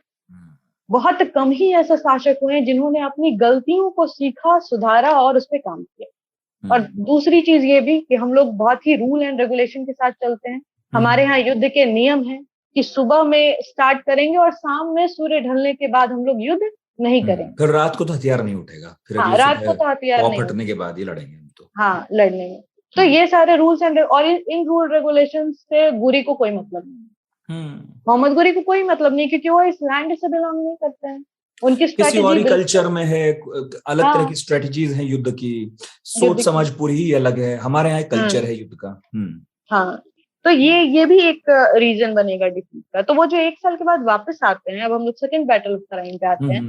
तो 1 साल के बाद जो वापस आए, तो उन्होंने इस बार एक स्ट्रैटेजी बना के आए हैं। जैसे हम लोगों ने महाभारत में आपने सुना होगा कि चक्रव्यूह की रचना हुई, बिल्कुल। तो आप कह सकते हैं कि एक प्रकार की चक्रव्यूह की रचना ये करके आए थे। और उस स्टाइल को हम क्या कहते हैं, उस स्टाइल को हम कैराकोल टैक्टिक्स बोलते हैं। जिस स्टाइल में ये पूरी सेना को सजा कर आए कि कहाँ से अटैक करना है, किधर से किस फ्रंट पे अटैक करना है, तो ये इस पूरी स्टाइल को हम बोलते हैं कैराकोल टैक्टिक। एक इस तरीके का टैक्टिस है कि अपनी पूरी सेना को फ्रंट में लाकर खड़ा किया, दोनों सेना आमने सामने खड़ी है। इन्होंने पहले कॉर्नर से वार करने की कोशिश की, दोनों लेफ्ट राइट कॉर्नर से इन्होंने वार की। और वार इस बार कैसा है कि इस बार जो इनके सैनिक हैं वो माउंटेड आर्चर्स, घोड़े पे चढ़कर वो लोग आर्चरी कर रहे हैं, धनुर्धारी कर रहे हैं। ऐसे धनुर्धर ये लाए जो घोड़े पे चढ़ के तीर कमान लेकर और बाण को चला रहे हैं। और अगर हम पृथ्वीराज चौहान की सेना की बात करें तो नीचे जो पैदल सैनिक होते हैं वो बाण चला रहे हैं। तो डिफरेंस आप क्या देखिएगा कि ये जो मैंने कैराकोल टैक्टिक बताई, इस टैक्टिस में क्या है कि एक circle kind of mounted archers का उन्होंने बना लिया, एक वृत्त बना लिया और एक झुंड के सामने पहुंचे। तो वो सारे झुंड क्या है, भले ही उन्होंने प्रोटेक्शन लिया हुआ है, सब कुछ लिया हुआ है, उन्होंने बच भी सकते हैं वो, लेकिन कब बचेंगे, जब थोड़ा समय मिले तब। उसमें क्या होता था, वो वृत्त आकार में थे, तो पहला आर्चर जो है घोड़े पे सवार, उसने एक तीर चलाया, मान लीजिए वो दूसरी तीर को कमान से निकालेगा तो उसे थोड़ा वक्त लगेगा चलाने में। तो उसी समय में क्या होता था, जो पहला व्यक्ति कमान चलाया घोड़े पे चढ़ के, वो तुरंत सर्कल में मुड़ गया और दूसरा पीछे से तैयार है, फिर वो आके मारते हैं, फिर तीसरा तैयार है वो। तो इससे क्या हुआ, उनका वो समय बच गया कि बार बार तीर कमान में लगाएंगे, वो समय लगेगा। तो इसलिए जो 5 थे, 5 या 6 का ये ग्रुप होता था ऐसा गोलाकार, और वो वैसे ही घूमते घूमते डायरेक्ट वो एकदम कंटिन्यूअसली तीर चलाते रहते। तो इसके कारण उनकी जो बचाव क्षमता है वो सिर्फ अपने आप को बचने में ही लगाने लगे, वो अटैकिंग मोड में कभी आ ही नहीं पाए। और धीरे धीरे उनकी सेना जो है वो ध्वस्त होने लगी। ये स्ट्रैटेजी तो अपनाई ही, इसके अलावा उन्होंने एक टुकड़ी ऐसा रखा जो सीधा पृथ्वीराज चौहान के स्क्वाड पे अटैक करे। और वो कब अटैक करे, जब इनकी सेना खत्म हो जाए तब। जब इन्होंने क्या किया कि हर एक फ्रंट की सेना को ये लोग दौड़ाते दौड़ाते दूर तक ले गए, क्योंकि वो घोड़े पे सवार थे तो ऑब्वियसली उनके पीछे दौड़ कर जाना होगा उनको मारने के लिए। तो उन्होंने पूरी पृथ्वीराज चौहान की सेना को तितर बितर कर दिया, आप एक तरीके से कह सकते हैं, हर डायरेक्शन में। तो राजा पे जो फोकस था वो अब कम हो गया। उनकी टुकड़ी जब अकेली पड़ गई तब उन्होंने अपने एक स्क्वाड को, एक सैनिक के स्क्वाड को जो है पृथ्वीराज चौहान की तरफ भेज दिया। और पृथ्वीराज चौहान ने भी सेम गलती की जो मोहम्मद गौरी ने पिछले साल की 1191 में। वो भी अकेले जो है वो आगे मूव कर जाते हैं, अकेले मूव कर गए और इसका फायदा मोहम्मद गौरी ने उठाया। और पहली चीज तो यही हुई, पहली गलती तो यहीं से स्टार्ट हो गई कि मोहम्मद गौरी ने सुबह में युद्ध नहीं स्टार्ट किया, उसने रात में अटैक करना स्टार्ट कर दिया था। युद्ध का जो पहला दिन था वो रात से, ये वाक्य आता है कि रात को पृथ्वीराज चौहान की हार हुई है। हाँ, तो रात से ही स्टार्ट कर दिया था। और हमारे यहाँ तो हमें समझने में ही टाइम लग गया कि अरे ये क्या हो रहा है, ये कुछ नया हो रहा है। तो उस फेज में हम लोग जब तक आते तब तक मोहम्मद गौरी काफी कुछ तहस नहस कर चुका था। सुबह होते होते हमारे यहाँ काफी कुछ तहस नहस हो चुका था। तो अल्टीमेटली पृथ्वीराज चौहान को फिर बंदी बना लिया गया। और फिर इनको, और इस पे भी बहुत सारी कंट्रोवर्सी है, बहुत सारे हिस्टोरियंस अलग अलग बातें करते हैं और बहुत सारी कंटेम्प्रेरी राइटिंग्स जो हैं वो भी वेरी करती हैं आपस में। कुछ लोग बताते हैं, कुछ हिस्टोरियंस कहते हैं कि पृथ्वीराज चौहान को बंदी बना लिया गया और अफगानिस्तान ले जाया गया और वहां पे उन्हें अंधा कर दिया गया। चंदवरदाई भी वहां पे थे। तो उन्होंने कहा कि, बताया गौरी को कि ये शब्द भेदी बाण चलाते हैं। अगर हम लोग बात करें पृथ्वीराज चौहान की क्वालिटीज की, तो इनमें काफी क्वालिटीज थी। जैसे ये 6 लैंग्वेजेस को जानते थे, बहुत सारे फील्ड में एक्सपर्ट थे ये, like medicine, history, philosophy, painting, theology, बहुत सारे सब्जेक्ट हैं जिसमें ये एक्सपर्ट माने जाते थे। और एक बेहतर आर्चर थे, और जिसमें सबसे बड़ी क्वालिटी शब्दवेदी बाण चलाने की थी इनके पास। शब्दवेदी बाण का मतलब होता है कि अगर आपके पास आपकी आईज ओपन ना भी हो तो भी आप, अगर आपको कोई इंस्ट्रक्ट कर रहा है तो आप उसके इंस्ट्रक्शन के बेसिस पे एकदम सटीक निशाना लगा दो। तो ये क्वालिटी उन्होंने गोरी को बताई कि इन्हें आता है, तो उन्होंने सोचा अरे ये कौन सी नई चीज है, देखने की लालसा उत्पन्न की उन्होंने। तो इसमें एक श्लोक भी है, बहुत ही फेमस श्लोक है, जो जब चंद बरदाई ये बात बोलते हैं तो मोहम्मद गोरी बोलते हैं कि मैं ये देखना चाहता हूँ। तो इस चीज को मौके के रूप में यूटिलाइज करने की कोशिश की चंद बरदाई। उन्होंने इंस्ट्रक्शन दिया पृथ्वीराज चौहान को कि 4 बास 24 गज अंगुल अष्ट प्रमाण ता ऊपर सुल्तान है बैठा मत चूको चाह। इसका मतलब है कि 4 बास और 24 गज और 8 अंगुल की दूरी पे सुल्तान जो है बैठा हुआ है। तो यही तुम्हारे पास मौका है, इतना डिस्टेंस है, नाप लो दिमाग में, मेजरमेंट कर लो और सीधे निशाना उस पे लगा दो, उसकी डेथ हो जाए। हाँ, गोरी पर लगा दो। तो यही एक इंसिडेंट, ये पृथ्वीराज रासो का ही इंसिडेंस है जो उन्होंने मेंशन किया है। तो इस प्रकार से उसी समय गोरी की डेथ हो जाती है, वो तीर सीधा उन पे जाके लगता है और वो वहीं पे मर जाते हैं। और उसके बाद क्या होता है कि गोरी के जो सैनिक हैं वो इन दोनों को मारने के लिए आते हैं, लेकिन राजपूत रूलर्स में स्पेशली यू विल सी कि ये लोग खुद से मरना ज्यादा पसंद करते हैं दुश्मनों के हाथ के मुकाबले। तो इन्होंने क्या कर ली, दोनों ने आत्महत्या कर ली। दोनों ने आपस में ही, तंगबरदाई ने पृथ्वीराज चौहान की और पृथ्वीराज चौहान ने तंगबरदाई की। दोनों ने अपने अपने सिर धड़ से अलग कर लिए और दोनों ने सुसाइडल मोड, आप कह सकते हैं एक तरीके से, सुसाइड कर लिया। तो ये एक स्टोरी आती है, ये पृथ्वीराज रासो के अकॉर्डिंग है। और भी अगर मैं पृथ्वीराज विजय की बात करूं या और अदर पर्शियन जो स्कॉलर्स हैं उनकी बात करूं, तो वो लोग कहते हैं कि नहीं, बंदी बना के ले जाया गया और वही कारागार में उनकी डेथ हो गई, पृथ्वीराज चौहान की, वही मार दिए गए वो। और कुछ ब्लाइंड ये सब नहीं किया गया, डायरेक्टली उन्हें मार दिया गया। He was killed in Afghanistan. तो ये भी एक हिस्ट्री आती है। लेकिन पृथ्वीराज रासो की बात ज्यादा एग्जैजरेटेड है, क्योंकि अगर ऐसा होता तो मोहम्मद गौरी बाद में कुतुबुद्दीन ऐबक को कैसे अपॉइंट करते, और बाद में जो उनका खोखर्स के साथ हुआ है युद्ध, वो कौन कर रहा है फिर। तो ये एक एग्जैजरेशन है जिसके कारण हम इसे बहुत ज्यादा ऑथेंटिक नहीं मानते हैं। लेकिन क्योंकि इन लेजेंड्स कंटेम्पररी लेजेंड्स हैं उस समय के, तो एज अ स्टोरी फॉर्म बहुत ही पॉपुलर है ये सारी चीजें, जो लोगों को जाननी जरूरी है कि क्या गलत है और क्या सही है। जब पता होगा तभी। अब इसमें जयचंद का रोल मैं ढूंढ रहा हूँ कि जो हमने अभी थोड़ी देर पहले बात की कि पृथ्वीराज चौहान की कमोबेश सभी पड़ोसियों से दुश्मनी थी और हमने उनके कारणों पर भी बात की। तो अब ये तराइन का जो दूसरा युद्ध है, उसमें क्या ये जो लोग हैं जो पृथ्वीराज चौहान के घोषित दुश्मन हैं, उनका क्या रोल है? देखिए, इनका ये रोल है कि पृथ्वीराज चौहान ने एक कन्फेडरेशन बनाने की कोशिश की थी सेकेंड बैटल ऑफ तराइन। पहले में भी शायद कोई कन्फेडरेशन ही था पृथ्वीराज के साथ। पृथ्वीराज के साथ फर्स्ट बैटल ऑफ तराइन में कोई कन्फेडरेशन नहीं है। अच्छा। पृथ्वीराज चौहान अकेले लड़े हैं, उसमें किसी का कोई योगदान नहीं। अच्छा। सेकेंड बैटल ऑफ तराइन में, क्योंकि ये इमीडिएट है, तुरंत है, 1191 में पहला हुआ है और दूसरा इमीडिएटली है।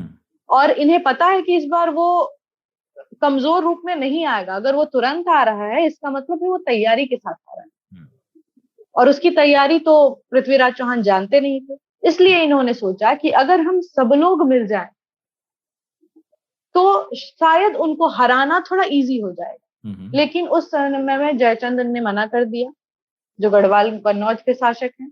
उन्होंने किसी भी प्रकार की हेल्प नहीं दी। बाकी आपने देखा ही है कि किस प्रकार से परमर्दी के साथ भी उनकी दुश्मनी है। एक तरीके से उन्होंने गढ़वाल के साथ पहले ही अलायंस बना के रखा, तो ऑब्वियसली ये लोग नहीं चाहेंगे कि पृथ्वीराज चौहान जो है, हाँ, और ये दोनों मोस्ट प्रोमिनेंट थे। मतलब बाकी सारे तो थे ही, लेकिन ये दोनों ज्यादा शक्तिशाली थे बाकी के कंपैरिजन में। तो इसलिए ये वो अलायंस बनाने में सक्सेसफुल नहीं हो पाए। पृथ्वीराज के खिलाफ सक्रिय रूप से नहीं लड़े, लेकिन वो निष्क्रिय रहे गौरी के खिलाफ। और कभी कहीं किसी सोर्स में ये भी कहा गया है कि जयचंद ने अपनी एक मिलिट्री जो है, एक मिलिट्री स्क्वाड उन्होंने दी थी गोरी को हेल्प करने के लिए। लेकिन ये कहाँ तक तर्कसंगत है, इस पे हम इसे मान नहीं सकते हैं, क्योंकि कोई ऐसा ऑथेंटिक सोर्स हर जगह हमें नहीं मिला है। लेकिन कहीं कहीं पे ये बात भी बोली गई है कि एक मिलिट्री स्क्वाड उन्होंने गोरी को भेजा था। वो खुद नहीं गए थे, लेकिन एक मिलिट्री स्क्वाड उन्होंने भेजा है गोरी की मदद के लिए। अच्छा, और उन सिक्कों की क्या कहानी है जिनमें एक तरफ गौरी का नाम और दूसरी तरफ पृथ्वीराज चौहान का नाम मिलता है? कुछ लोगों का हाँ। कहना है कि पृथ्वीराज चौहान की हार के बाद भी पृथ्वीराज चौहान को बने रहने दिया गया शासक, और जैसे पृथ्वीराज शासन करते थे वैसे ही गौरी करते रहे और पृथ्वीराज चौहान उनके अंतर्गत शासन करते रहे। हाँ, ये बात भी हमें देखने को मिलती है। लेकिन उस समय क्या हुआ, जब यहाँ पे सेकेंड बैटल ऑफ तराइन हो गया जब, और यहाँ से जब मोहम्मद गोरी वापस जाने लगे, तो वहां ने अपने विजित क्षेत्रों को, ऑब्वियसली चहमान शासक को उन्होंने हराया, तो चहमान वंश पूरी चहमान टेरिटरी उनके अंडर आ उनकी हो जाएगी। गई। हाँ, उनकी हो गई। तो वहां पे उन्होंने जो है उनके भाई को वो दे दिया कि आप इस पे रूल करो, लेकिन उनके अंडर।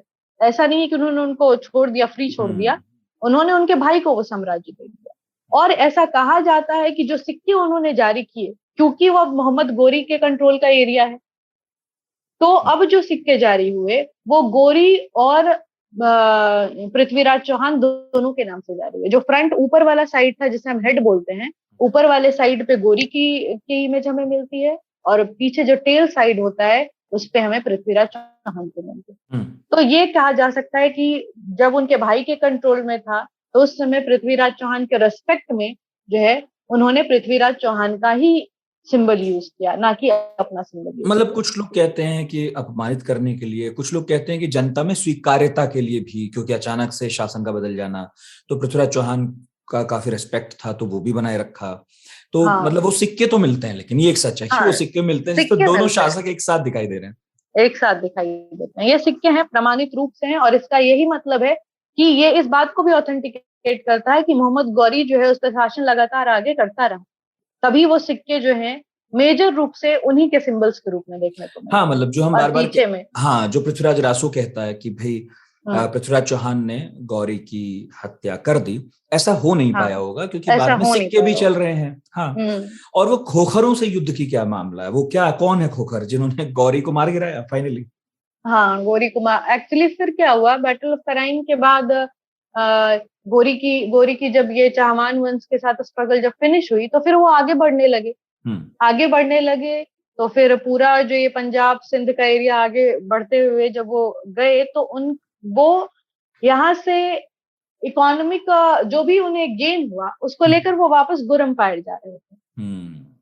तो वापस जब जा रहे थे, कुतुबुद्दीन ऐबक को सौंप दिया था सब। हाँ, अभी नहीं सौंपा है, खोखर के बाद सौंपा है, अभी नहीं सौंपेंगे। अच्छा।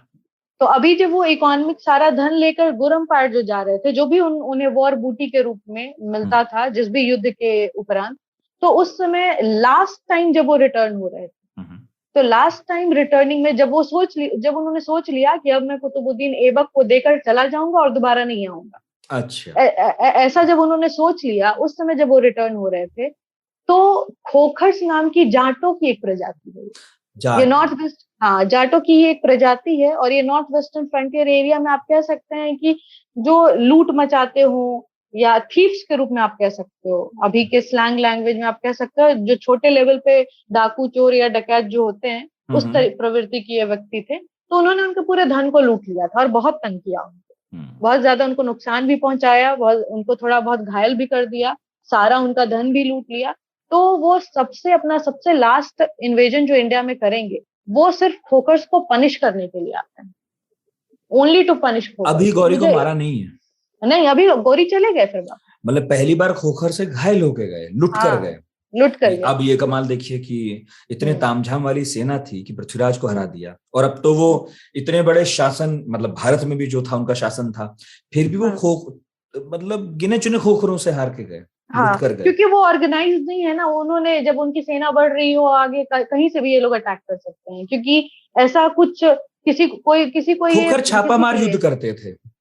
हाँ, उसी तरह छापामार युद्ध नहीं करेंगे। छापामार युद्ध तो माउंटेन्स पे उस तरीके से फिर भी थोड़ा स्ट्रेटजी है उसमें। हाँ, थोड़ा स्ट्रेटजी है। अचानक से किसी को लूट लेना, किसी को पता भी ना हो, तो पनिश करने आए, और दोबारा उन्होंने हराया खोखर्स को, और फिर कुतुबुद्दीन ऐबक को जो है भारत में जितना भी प्रांत जीता था, उन्होंने उसके नाम कर दिया। और वो उनके स्लेव थे, ऑब्वियसली स्लेव डायनेस्टी, पूरा दास वंश जो है गुलाम वंश, स्टार्ट हाँ, होगा। बिल्कुल। हाँ, गुलाम वंश स्टार्ट होगा यहाँ से, और कुतुबुद्दीन ऐबक को सारा क्षेत्र सौंप हो परमानेंटली फिर और यहीं अपने से अंपायर में। दिल्ली का महत्व बढ़ेगा दरअसल, है ना। हाँ हाँ 1000 साल दिल्ली के जो वैभव के हैं वो यहाँ से शुरू होते हैं, क्योंकि यहाँ कुतुबुद्दीन ऐबक ने दिल्ली को अपना सेंटर बनाया। उसने, अच्छा, और स्टार्टिंग में वो लाहौर में था, स्टार्टिंग में वो भी दिल्ली नहीं गया, स्टार्टिंग में वो भी लाहौर वो भी लाहौर में था, हाँ। हाँ, और लाहौर जो है पृथ्वीराज चौहान की ही शासन में रहता था पहले। हाँ शासन में था पहले। हाँ, तो अच्छा, जब कुतुबुद्दीन ऐबक को बना दिया और वापस लौटने लगे, तो फिर खोखरों ने हमला बोला। खोखरों को वो पनिश ही करने आए थे, वो सोच कर ही आए थे कि तो जहां भी मौत कैसे खोखर्स हुई? होंगे, हाँ, वो फिर वापस जाके उसी अपने अंपायर में एज यूजुअल जो मौत होती है उस तरीके से मौत हुई। अच्छा, क्योंकि हमारे सुनने में आया कि ये जो मौत हुई वो खोखरों के हमले में हुई फिर गौरी की, ऐसा नहीं हुआ। में अगर हम मौत की बात करें तो घायल उन्हीं के द्वारा, ये बात कहीं ना कहीं सच भी मानी जाती है, क्योंकि उन्होंने इस रूप से उनको घायल कर दिया था कि मौत के करीब पहुंचाने का काम भी उसी घायल होने के कारण ही हो पाया, क्योंकि उसके पहले वो बिल्कुल फिट थे, कोई किसी भी प्रकार की प्रॉब्लम नहीं थी उनको, लेकिन जिस प्रकार से उनको घायल किया गया उसी के वजह से कहीं ना कहीं वो मौत हुई, इसीलिए ये रिस्पॉन्सिबिलिटी खोखरों के ऊपर ही डाली जाती है। और हालांकि अब बाद में जो उनकी कब्र है वो आज के पाकिस्तान में है, मोहम्मद गौरी की कब्र। गौरी की कब्र। और एक चीज और ये भी है, जैसे कब्र की बात आई है तो पृथ्वीराज चौहान की भी जो कब्र है वो हम अगर देखें तो वो हमें मिलती है अफगानिस्तान, जिससे अभी प्रेजेंट डे में भी बहुत चर्चा में है ये कि हमें उनके अस्थियों को वहां से लाना चाहिए। नहीं, उसमें एक बीच में जब फूलन देवी हत्याकांड के आरोपी शेर सिंह राणा वो फरार हो गया था तिहाड़ से, और फिर वो उसका दावा था कि अफगानिस्तान पहुंचा, अफगानिस्तान और फिर उसने ढूंढ कर पृथ्वीराज चौहान की कब्र से वो अस्थियां उठाई और फिर वो बांग्लादेश के जरिए हिंदुस्तान में एंटर किया, खैर गिरफ्तार हुआ, और अब यूपी के एक इलाके में उन अस्थियों को जो है एस्टैब्लिश कर दिया, बड़ी समाधि बनाई गई है। हाँ, अब उस सच झूठ का किसी को मालूम नहीं, और फिर इतने सालों बाद वहां क्या बचा होगा यदि वाकई पृथ्वीराज चौहान को वहां दफनाया भी गया हो, पता नहीं किसी। हाँ, और जो आप कह रही हैं बिल्कुल, ये एक बड़ी मांग है राजपूतों की भी कि वो अस्थियां लाई जाएं। अब मालूम नहीं अस्थियां कहाँ से लाई जाएंगी, कहाँ से लाई जाएंगी, और वो ऑथेंटिक है या नहीं है, सच में वो कब्र उनकी है या नहीं है। हाँ, ना तो पृथ्वीराज चौहान की कब्र का पता, और मोहम्मद गौरी की भी इनफैक्ट कब्र बहुत सालों तक, बहुत सालों तक, सैकड़ों सालों तक बुरे हालत में रही।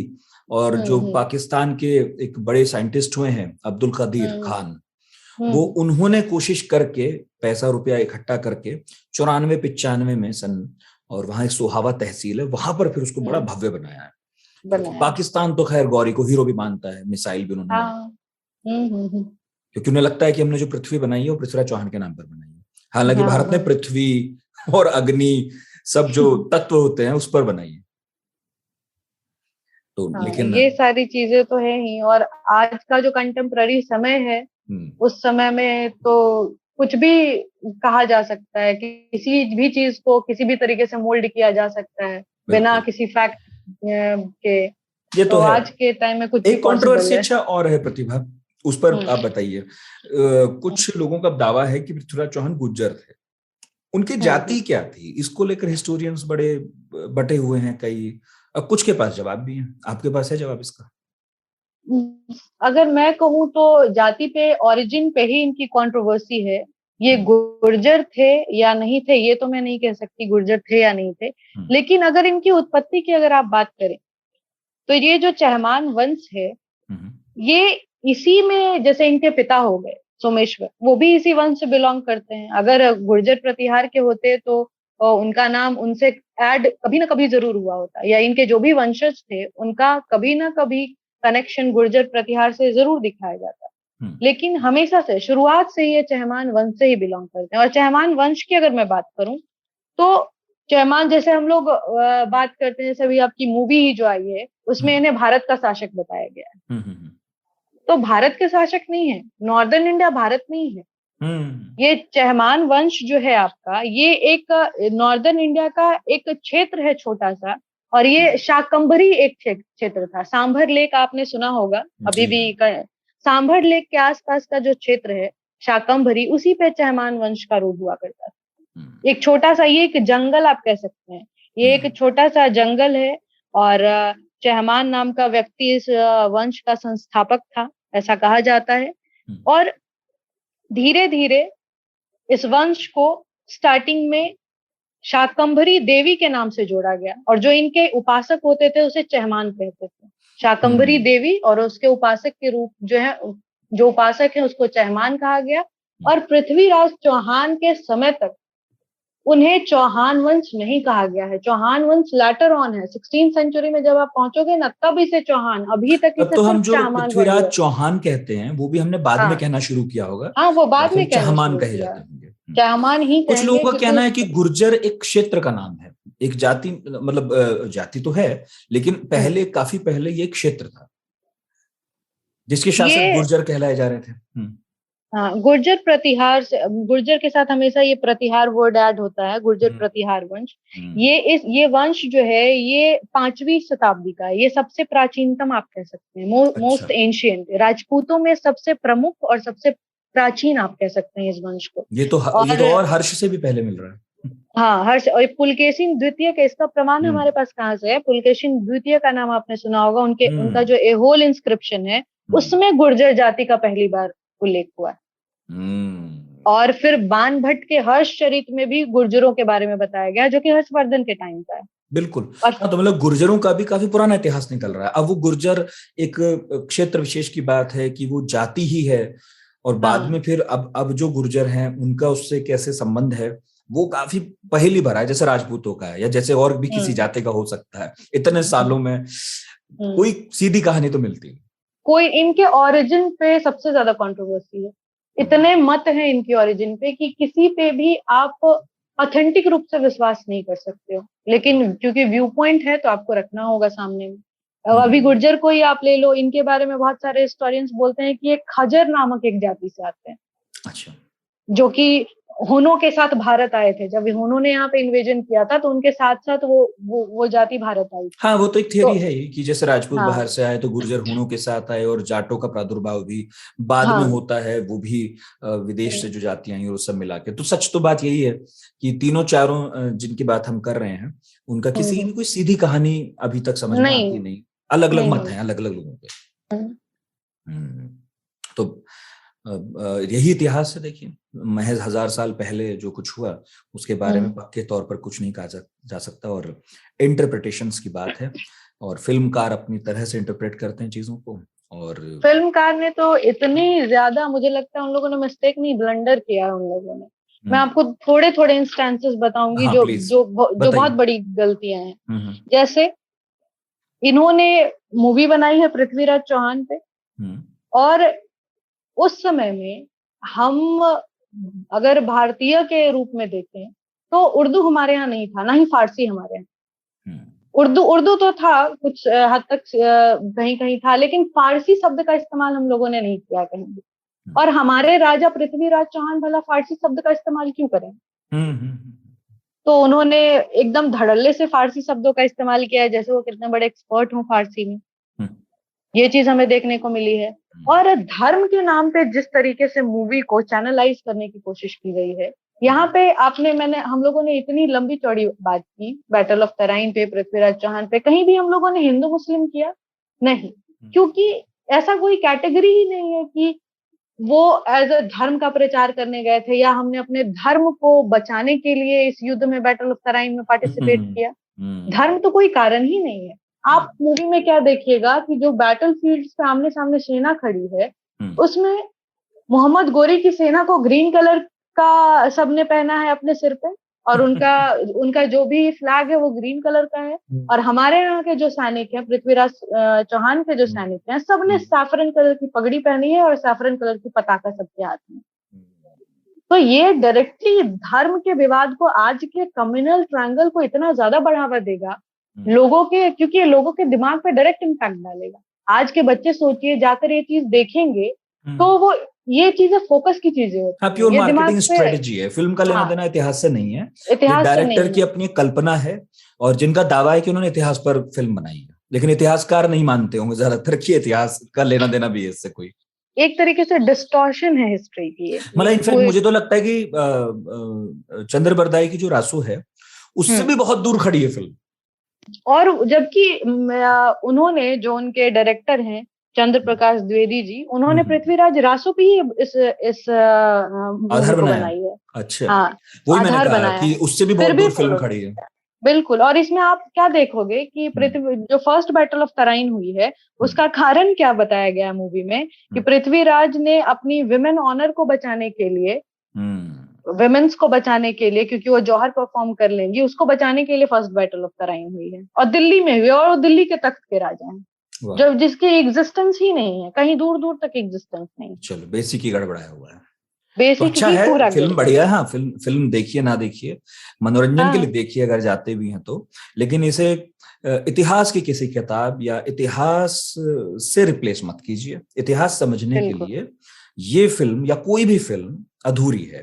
कई बार अधूरी है। फिल्मों में उनका ग्लिम्प्स जरूर होता है, उनकी जैसे नाम है भाई, पृथ्वीराज चौहान ही है। इनफैक्ट अभी हमने बात की तो ये पाया कि जब वो रहे होंगे तो चौहान भी नहीं थे, पृथ्वीराज चौहान नाम भी बाद में आया। बाद तो में आया। इतिहास किस तरह अपने रूप बदलता है, तो कोई एक फिल्म सब सच बता देगी, सारी बात कह देगी, हर एंगल उसमें शामिल कर लेगी, बड़ा मुश्किल है इतिहास किसी का। भी जब हाँ, एक फिल्म मत नहीं है तो फिल्म किसी एक फिल्म मत कैसे हो को सकती, कैसे नहीं कर सकते, बहुत नहीं मुश्किल। कर सकते। और अगर फिल्म बन रही है तो एटलीस्ट आप कम से कम 50% जस्टिस करो उसके साथ, क्योंकि हिस्ट्री, आपका हिस्टोरिकल बैकग्राउंड है वो, तो आप उसको गलत तरीके से, अगर आप सही भी नहीं रिप्रेजेंट कर रहे हो तो गलत भी नहीं करो, यथावत करो, जो है उसी को मुझे रिप्रेजेंट लगता करो। है कि ना ऐतिहासिक चरित्रों का नाम भी नहीं रखना चाहिए फिर वहां पर, क्योंकि नहीं, उससे हाँ, हाँ, क्योंकि ये उम्मीद करना एक आम दर्शक से या एक आम मतलब लेमैन से, किसी से भी, कि भाई वो इसको बहुत वेगशील ढंग से देखेंगे, वो समझेंगे कि नहीं नहीं ये तो फिल्म है, इतिहास कुछ अलग होगा, ऐसा नहीं है। ज्यादातर लोग लोकप्रिय उसी को माध्यमों से परसीव कर इतिहास लेते समझते हैं। हाँ, हैं। जैसे पहले सीरियल्स आते थे, टीपू बिल्कुल। सुल्तान पर आया, अकबर पर आया, या अब इन पर आ रहा है।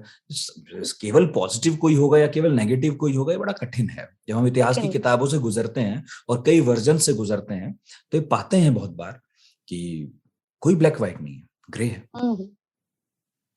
खैर, मजा आया प्रतिभा, और बहुत सारे पहलुओं पर हमने बात की, और पृथ्वीराज चौहान, जयचंद, गौरी, और मुझे उम्मीद है कि जो वाकई पृथ्वीराज चौहान, जयचंद या गौरी के बारे में जानना चाहते होंगे, उन्हें इस पॉडकास्ट से काफी कुछ सीखने और समझने को मिला होगा।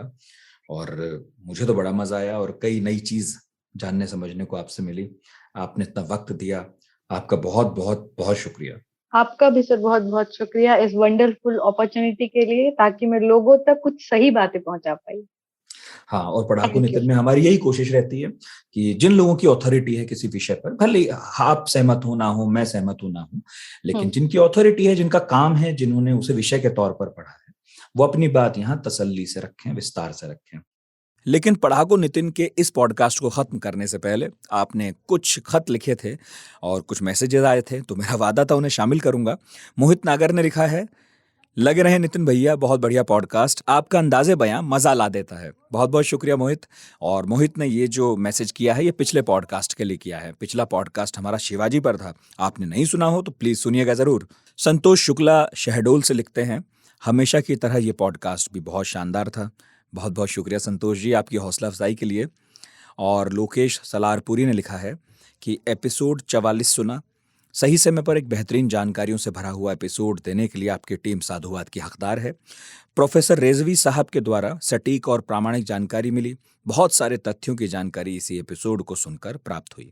एक सुझाव है कि अगले एपिसोड के बारे में जानकारी पहले एपिसोड के अंत में यदि दे दी जाए तो अगले हफ्ते कौन मेहमान किस विषय पर बात करेंगे, ये सब अच्छा रहेगा, और श्रोता अपने सवाल समय से पूछ सकते हैं।